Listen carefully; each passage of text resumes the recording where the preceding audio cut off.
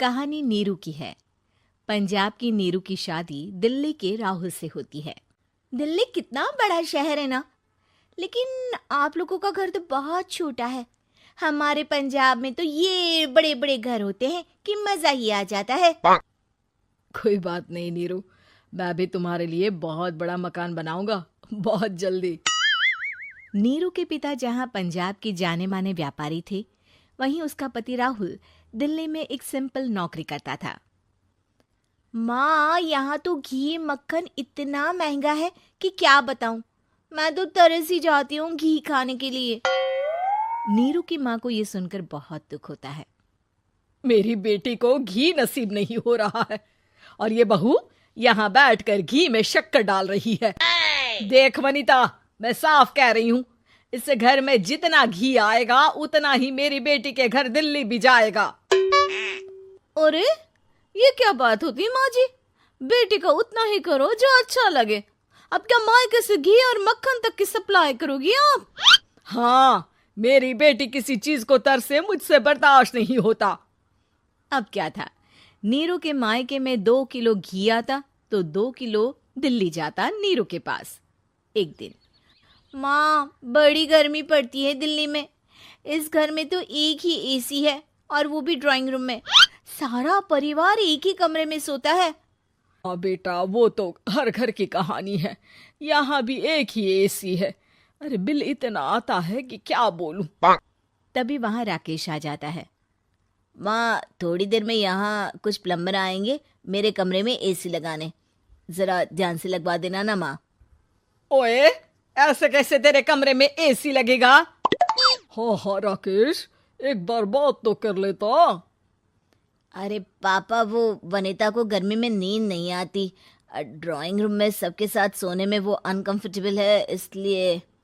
अरे पूरे परिवार के साथ वहां तेरी बहन नीरू भी तो सोती है। वो नहीं हो रही क्या अनकंफर्टेबल? समझ रहा है ना? अगर एसी लगेगा तो एक दिल्ली में तेरी बहन के कमरे में भी लगेगा, तभी तू लगा सकेगा। राकेश वनिता को सारी बात बताता है। वनिता करती भी क्या, मन मारकर बैठ जाती है। माँ, ये लोग ठीक नहीं है, क्या करूं मैं? अरे बेटी, यहाँ आ जा, तू यहाँ आकर रह ले। अरे छोड़ दे ऐसे पति को। कैसे छोड़ दूं माँ? समाज क्या कहेगा, लोग क्या कहेंगे? वैसे भी मेरा एक बेटा है मयंक। अरे हटा बेटा, तेरी उम्र ही क्या है? इतनी परेशान रहेगी तो काम कैसे चलेगा? खैर, बात आई गई हो जाती है। माँ को लगता है कि नीरू ठीक है, तो वहीं नीरू के मन में एक ही लाइन चल रही होती है, यहाँ आजा। माँ ने तो बोल ही दिया है कि यहाँ आजा। बस मयंक थोड़ा सा बड़ा हो जाए, इन गरीबों को छोड़कर मैं वापस माँ के पास ही चली जाऊंगी।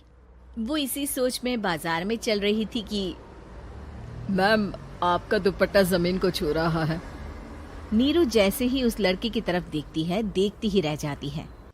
हाय रे, कितना सुंदर लड़का है ये। अब क्या हुआ? मैंने कहा आपका दुपट्टा। तो खुद ही उठाकर दे दो ना। लड़का समझ जाता है कि नीरू उस पर फिदा हो चुकी है। वो उससे उसका नंबर लेकर चला जाता है। अब क्या था, नीरू और रोहित में लगातार बातें होने लगती है। मैं हरियाणा का रहने वाला हूँ, यहाँ एक बड़ी कंपनी का मैनेजर हूँ।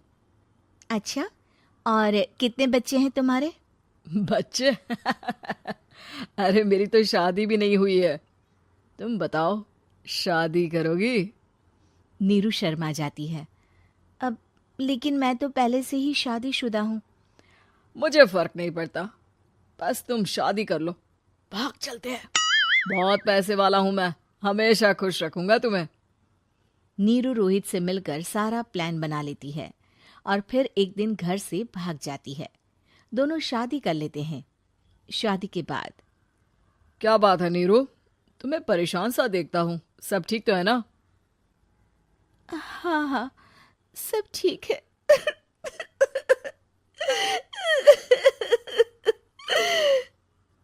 ये कहते कहते ही वो रोने लगती है। अरे क्या हो गया, रो क्यों रही हो? मैंने तुमसे एक बात छुपाई है और वही बात अब मुझे परेशान कर रही है। रोहित, मेरा एक बेटा भी है, उसका नाम मयंक है। क्या बात कर रही हो? ये तुमने मुझे पहले क्यों नहीं बताया? देखो नीरू, मेरी माँ को मैंने ये नहीं बताया है कि तुम शादीशुदा हो। बच्चा मैं मैनेज नहीं कर पाऊंगा। नीरू को समझ में नहीं आता कि वो क्या करे। तुम उस बच्चे को अपनी माँ को क्यों नहीं दे देती? नीरू चुपके से माँ को फोन करती है। माँ, क्या मयंक को तुम रख सकती हो? बेटा, मैं राकेश के साथ बात करती हूँ। आखिर घर का बेटा वही है, जो वो बोलेगा। वैसे भी बेटा, तूने जो किया है ना, उसके बाद से पूरा घर तेरी बुराई कर रहा है। मैं भी अब किसी से तेरे लिए लड़ नहीं सकती। राकेश बेटा, नीरू ने तो जो किया बहुत ही बुरा किया, लेकिन मैं सोच रही थी कि क्यों ना मयंक को हम यहाँ ले आए। तभी वनीता बोल पड़ती है। वाह जी, ऐसे कैसे यहाँ ले आए? यहाँ क्या भंडारा भरा है? और जिस बच्चे की माँ ने नहीं सोचा, उसके लिए हम क्यों सोचे? नीरू को एक बार तो अपने बच्चे के बारे में सोचना चाहिए था ना। अरे लेकिन तेरे पास भी तो लड़का नहीं है ना वनीता। माँ, वनीता ठीक बोल रही है। कल को वो बड़ा होकर इसी घर का हिस्सा मांगेगा तो हम क्या करेंगे? माँ कहती भी तो क्या, वो चुप रह जाती है। वहीं नीरू का पहला पति कहता है। माँ, अगर आज भी वो वापस आ जाए तो मैं उसे माफ कर दूंगा। बेटा, गरीबी चीज ही ऐसी है, क्या करेगा? तू तो अब मयंक का सोच। वो बेचारा तो बिना माँ का हो गया। मयंक के खातिर तू दूसरी शादी कर ले बेटा। लोगों के लाख समझाने के बाद नीरू के पहले पति की शादी रिद्धि से हो जाती है, जिसके पहले पति से 2 बच्चे होते हैं। देखो जी, मैंने शादी सिर्फ बच्चे के खातिर की है। मैंने भी शादी सिर्फ बच्चों के खातिर की है। वहीं नीरू के दूसरे पति के मन में ये बात घर कर जाती है कि नीरू एक मासूम बच्चे को उसके खातिर छोड़ कर आई है। अब देखो नीरू, मुझे लगता है कि जो औरत अपनी कोख का बच्चा छोड़ सकती है, वो तो कुछ भी कर सकती है। कल को तुम्हें मुझसे अच्छा कोई मिल गया तो तुम तो मुझे भी बाय बाय कर दोगी ना। नीरू को अब उसका दूसरा पति ताने देना शुरू कर देता है। तंग आकर नीरू उसके यहाँ से भागकर अपने पहले पति के पास चली जाती है, लेकिन ससुराल में क्या लेने आई है नीरू, मयंक को? नहीं नहीं सासू माँ, मुझसे गलती हो गई, मुझे माफ कर दीजिए। नीरू, अब वक्त खत्म हो गया है, मेरी शादी हो चुकी है। तो छोड़ दो ना उसे, हमारा बच्चा है। मैं आपको अपनी माँ नहीं मानता, मेरी नहीं मान तो बात अच्छी है।